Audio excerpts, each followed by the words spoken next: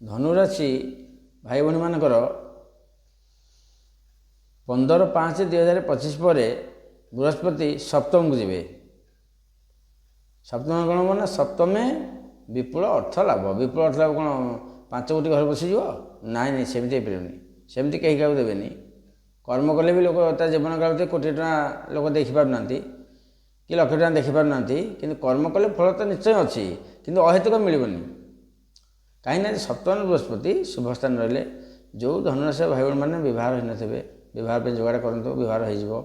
ଉତ୍ତମ ବ୍ୟବସାୟ କରିବେ, ଉତ୍ତମ ସାଙ୍ଗସାଥି ସୃଷ୍ଟି ହେବେ, ଉତ୍ତମ ଜିନିଷ ସବୁ ରହିଛି, କିଛି ଅସୁବିଧା ନାହିଁ।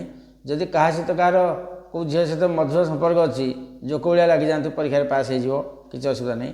ସପ୍ତମ ବୃହସ୍ପତି ବହୁ ଶୁଭ।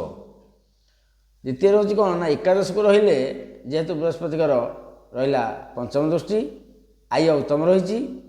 ଲଗ୍ନକୁ ରହିଲା ବୃହସ୍ପତି ଅଛି। ବଡ଼ ବଡ଼ ରୋଗ ଶରୀରରେ ଥିଲା ଆର ବର୍ଷ, ବହୁତ କଷ୍ଟରେ ଆପଣ ଥିଲେ। ଷଷ୍ଠ ବୃହସ୍ପତି ବହୁତ ରୋଗ ଦେଇଛି ଧନୁରାଶିକି, ବହୁତ ରୋଗ ଦେଇଛି। ସେଥିରୁ ଏ ବର୍ଷ ଉପଶମ ପାଉଛନ୍ତି 15/5 ପରେ। ଯଦି ଭାଇ ସହିତ କଳହ ଥିଲା, ସାନ ଭାଇ ସହିତ, ସାନ ଭାଇ ପଚାରୁନି, କଳିଜା ଲାଗିଛି, କଳହ ଲାଗିଛି, ପଚାରୁନି, ତାର ବି ସ୍ଥିତି ଭଲ ଆସିଯାଉଛି। ତେଣୁ କିଛି ଅସୁବିଧା ନାହିଁ, ବହୁତ ଭଲରେ ରହିବେ।